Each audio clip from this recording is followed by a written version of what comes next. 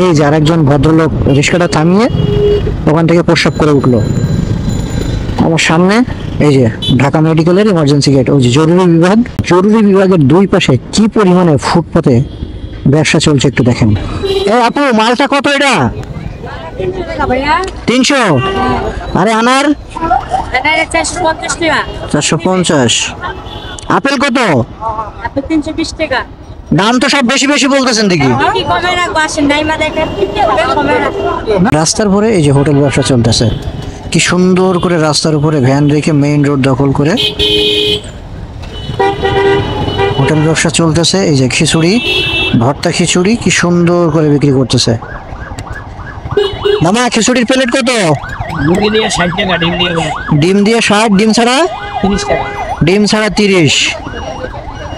ডিম কি ভাজি না রান্না ডিম? ও, রান্না ডিম। রান্না ডিম দিয়ে খেলে 60 টাকা, রান্না ডিম ছাড়া খেলে 30 টাকা, সাথে আনলিমিটেড ভর্তা ফ্রি। এই মুহূর্তে আমি আছি ঢাকা মেডিকেলের ইমার্জেন্সি গেটের সামনে। আমার সামনে আপনারা দেখতে পাচ্ছেন ঢাকা মেডিকেলের ইমার্জেন্সি গেট। কিন্তু একটা বিষয় লক্ষ্য করেন, আমি আপনাদের একটু দেখাই, বাইকটা স্লো করে দেখাই। এই যে ডান পাশে এই যে কি সুন্দর করে ঠিক ঢাকা মেডিকেলের ইমার্জেন্সি গেটের সামনে দাঁড়িয়ে দাঁড়িয়ে প্রস্রাব করছে। চিন্তা করেন এদের ব্যক্তিত্ব বা কি বলা যায় এদের। এই যে যেখানে যেগুলো দেখছেন এগুলো সব কিন্তু প্রস্রাব। এই যে আরেকজন ভদ্রলোক রিক্সাটা থামিয়ে ওখান থেকে প্রস্রাব করে উঠলো আমার সামনে। এই যে ঢাকা মেডিকেলের ইমার্জেন্সি গেট, ওই যে জরুরি বিভাগ, ঢাকা মেডিকেল কলেজ হাসপাতাল, অর্থাৎ ঢাকা মেডিকেল কলেজের জরুরি বিভাগ।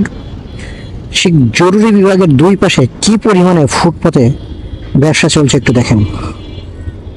এদিকে দেখেন, জরুরি বিভাগ অর্থাৎ ঢাকা মেডিকেল কলেজের জরুরি বিভাগের গেটের দুই পাশে কি পরিমাণে ফুটপাতে ব্যবসা শুরু হয়ে গেছে। কয়েকটা লেয়ার করে, যেটা ফুটপাত, সেই ফুটপাত ছাড়াও মেইন রোডের উপরে আরও দুই সারিতে দোকান দেখতে পাচ্ছেন আপনারা। এখানে চায়ের দোকান, কলা রুটির দোকান, ফলের দোকান, এগুলো কিন্তু সব আছে। খেয়াল করছেন, ঢাকা মেডিকেল হাসপাতাল বা ঢাকা মেডিকেল কলেজ বাংলাদেশের সবচাইতে বড় মেডিকেল কলেজ যেটা, বা বাংলাদেশের সবচাইতে বড় মেডিকেল হসপিটাল যেটা ঢাকা মেডিকেল, যেখানে সারা বাংলাদেশের রোগীরা ফ্রিতে চিকিৎসা নেওয়ার জন্য আসে, সেই মেডিকেলের সামনের পরিবেশটা দেখেন। এখানে এই যে জমিদাররা দাঁড়ায় দাঁড়ায় প্রস্রাব করছে, ওই যে আরেকজন এসছে, এই যে এখানে পুরো প্রস্রাবে ভেজা। একপাশে প্রস্রাবখানা অর্থাৎ পাবলিক টয়লেট বানিয়ে ফেলছে, আর এক পাশে কি করছে, আর এক পাশে আছে ফুটপাত, স্ট্রিট ফুডের বিজনেস শুরু করে দিছে। অর্থাৎ ফুটপাত দখল করে এখানে ব্যবসা করছে। এই ব্যবসাগুলো করছে কারা? যারা ব্যবসা করছে এরা দোষী? এরা আসলে দোষী না, এদেরকে জোরপূর্বক এখানে বসানো হয়েছে। এদেরকে এখানে বসিয়ে চাঁদাবাজি করা হয়। এই এলাকাটা পুরোটা নিয়ন্ত্রণ করে সবসময় রাজনৈতিক দলের নেতাকর্মীরা। দেখেন অবস্থা, পুরো প্রস্রাবে ভেজা। একটা মেডিকেল কলেজ হসপিটাল বা ঢাকা মেডিকেলের মতো গুরুত্বপূর্ণ একটি জায়গা, তার মেইন গেট, এই যে আমি একবারে মেইন গেট বরাবর দাঁড়ায় আছি, এই যে ঢাকা মেডিকেল কলেজ জরুরি বিভাগ, আর তার সামনে এই যে ফুটপাথ হয়ে গেছে পাবলিক টয়লেট। দেখেন অবস্থা, পুরো পাবলিক টয়লেট, কি বিশ্রী দুর্গন্ধ। আপনাদের এটা দেখানোর কারণ আছে, দুই পাশে কি পরিমাণে। আমি আরেকটু কাছে গিয়ে আপনাদের দেখাই। এই যে মেডিকেল কলেজ, দেখেন মেডিকেল কলেজের জরুরি বিভাগ, আর দুই পাশে ফলের দোকান। আমি একটু ঘুরি, ওদের সামনে যাই, সামনে না গেলে বিষয়টা বুঝতে পারবেন না। দেখেন অবস্থাটা, কয় লেয়ারে শুরু হয়েছে ব্যবসাটা। ফুটপাত, ফুটপাতের পরে হচ্ছে হকার অর্থাৎ চারুটি,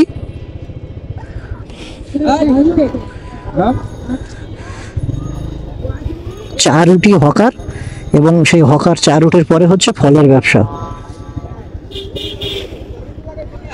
জিগায়, আপু মালটা কত এটা? 300। আরে আনার 450। আপেল কত? 320 টাকা। দাম তো সব বেশি বেশি বলতেছেন দেখি।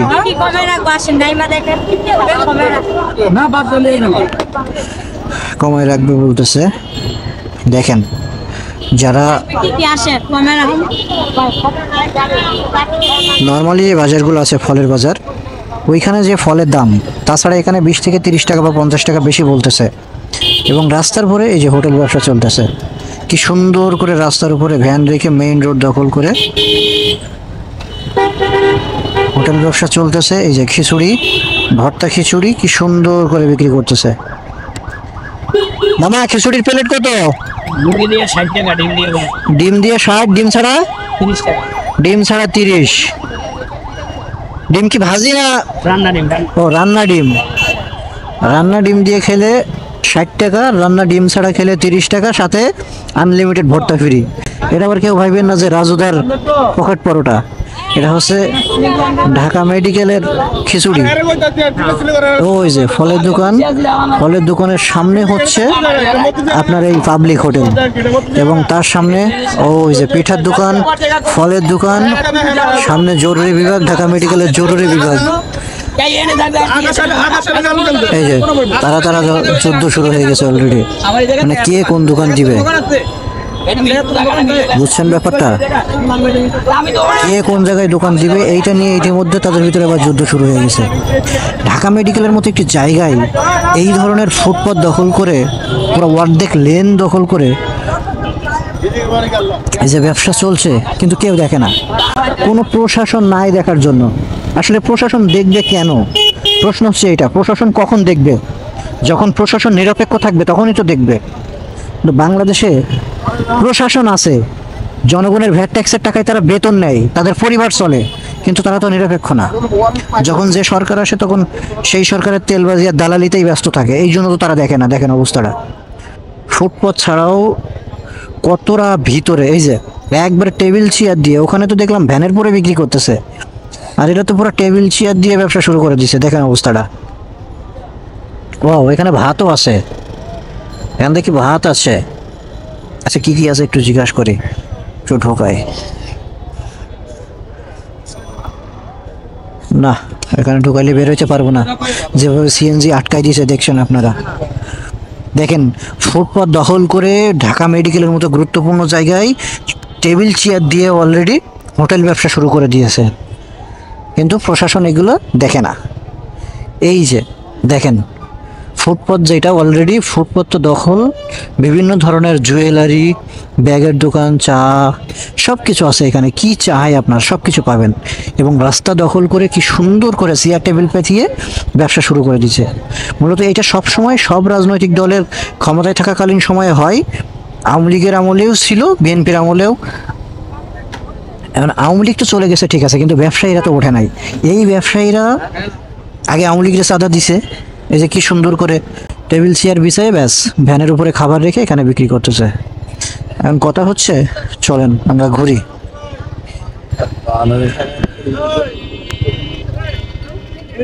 এই ব্যবসায়ীরা কিন্তু আওয়ামী লীগের আমলেও ছিল, যখন হাসিনা সরকার ছিল ক্ষমতায় তখনও এরা এখানে ব্যবসা করছে, এবং হাসিনা পালিয়ে যাওয়ার পরেও এরা এখানে ব্যবসা করছে। এখন প্রশ্ন হচ্ছে কেন, কিভাবে? ব্যাপারটা হচ্ছে যখন যে রাজনৈতিক দল ক্ষমতায় থাকে তখন সেই রাজনৈতিক দলের পাতি নেতারা এইখান থেকে চাঁদা উঠায়, দিন চুক্তি এখান থেকে চাঁদা উঠায় তারা। দোকান ওয়াইজ কোনো দোকান থেকে 100 টাকা নেয়, 200 টাকা নেয়, আবার কোনো দোকান থেকে, ফুটপাতের দোকান থেকেও 500 টাকা পর্যন্ত তারা দৈনিক হাজিরা ভিত্তিতে চাঁদা নিয়ে থাকে, যে তুমি দোকান দিচ্ছ তোমাকে দৈনিক 500 টাকা দিতে হবে। এরকম গুরুত্বপূর্ণ আপনি দেখছেন যেটা ভ্যানের উপরে ব্যবসা করছে, বা ছোট একটা টোন দোকান দিয়ে ব্যবসা করছে, কিন্তু এখানে হাজার হাজার টাকা দৈনিক বেচা কেনা হয়। 5,000, 10,000, 20,000 না, এখানে 50,000, 1 লাখ টাকা পর্যন্ত বেচা কেনা হয়। সুতরাং দৈনিক 1 লাখ 2 লাখ টাকা রাস্তার উপরে দাঁড়িয়ে বেচা কিনা করবে, 50-50 লাভ করবে, অর্থাৎ দিনে 30, 40, 50,000 টাকা লাভ করবে। সেরকম জায়গায় দৈনিক 500 টাকা চাঁদা দিতে বলে তাদের বাধে না, এবং যারা নেয় এরা ভালো করেই জানে যে এদের কাছ থেকে 500 টাকার জায়গায় 1,000 টাকা বললেও এরা অবশ্যই চাঁদা দিতে বাধ্য। সুতরাং তারা ওই জায়গাটা দখল রাখার জন্য আগে যেখানে 200 বা 300 টাকা চাঁদা দিত, হাসিনা পালিয়ে যাওয়ার পরে যারা 90 চাঁদাবাজ জন্ম নেছে, ওই 90 চাঁদাবাজগুলো এখন চাঁদার পরিমাণ ডাবল করে দিয়েছে। আগে যারা 500 টাকা দিত এই ঢাকা মেডিকেলের সামনে ব্যবসা করার জন্য দৈনিক হাজিরা, অর্থাৎ জায়গা ভাড়া, তারা এখন 1,000 টাকা ভাড়া দেয়। তারপরে ওই জায়গাটুকু তার লাগবে। কেন লাগবে? কারণ সে তো জানে যে ঢাকা মেডিকেলের এই জায়গায় দৈনিক তার 20, 30, 40 হাজার টাকা লাভ হয়, বেচা কিনা হয়। সুতরাং সে আগে 500 টাকা দিয়ে ভাড়া থাকেছে, এখন তার 1000 টাকা ভাড়া দিতে কোনো সমস্যা নাই। তারা যদি বলে যে তুমি 1000 টাকা না, আজকে থেকে 1500 টাকা করে দিবা, তারপরেও তারা এই জায়গা ছাড়বে না। কারণ এখানে দৈনিক লক্ষ লক্ষ মানুষ আছে খাবার কেনার জন্য। এই খাবারগুলো তারা এখানে বিক্রি করে এবং সেই পরিমাণে লাভ করে। সুতরাং এই নব্য চাঁদাবাজ আর এই দখলদার যারা ডাবল করে ফেলছে চাঁদাবাজের পরিমাণ, এদেরকে কিন্তু পুলিশ ধরে না। কেন ধরে না? কারণ পুলিশ ভালো করে জানে যে এরা কারা। পুলিশ সবসময় সরকারি দলের সাহায্য করে। পুলিশ সবসময় সরকারি দলকে টিকিয়ে রাখার জন্য যা যা করার দরকার তাই করে। এটা আসলে পুলিশের দোষ না। বাংলাদেশে যেই পুলিশ ব্যবস্থা, যে পুলিশ আইন, এটা হচ্ছে ব্রিটিশের সময় যে আইন করা হয়েছিল, সেই আইনেই এখনো বাংলাদেশের পুলিশ পরিচালিত হয়ে থাকে। সুতরাং সরকারি ক্ষমতায় যারা থাকবে, ওই সময় যারা ব্রিটিশ ছিল, ব্রিটিশদেরকে ক্ষমতায় টিকিয়ে রাখার জন্য একটা বাহিনী তৈরি করেছিল ব্রিটিশরা, সেটা হচ্ছে পুলিশ বাহিনী। ওই সেই আইনে এখনো পর্যন্ত বাংলাদেশের পুলিশ ব্যবস্থা চলে। সুতরাং এদেরকে আসলে দোষ দিয়ে লাভ নাই। ওই যে নব্য চাঁদাবাজ, ওরা এখান থেকে দৈনিক 5 লাখ টাকা বা 10 লাখ টাকা কালেকশন করলে এখান থেকে 1 লাখ টাকা পুলিশদেরকে দিয়ে দেয়। সুতরাং তারাও খুশি, আর চাঁদাবাজেরাও খুশি, আর যারা ব্যবসা করছে এরাও খুশি। কিন্তু ব্যাপারটা হচ্ছে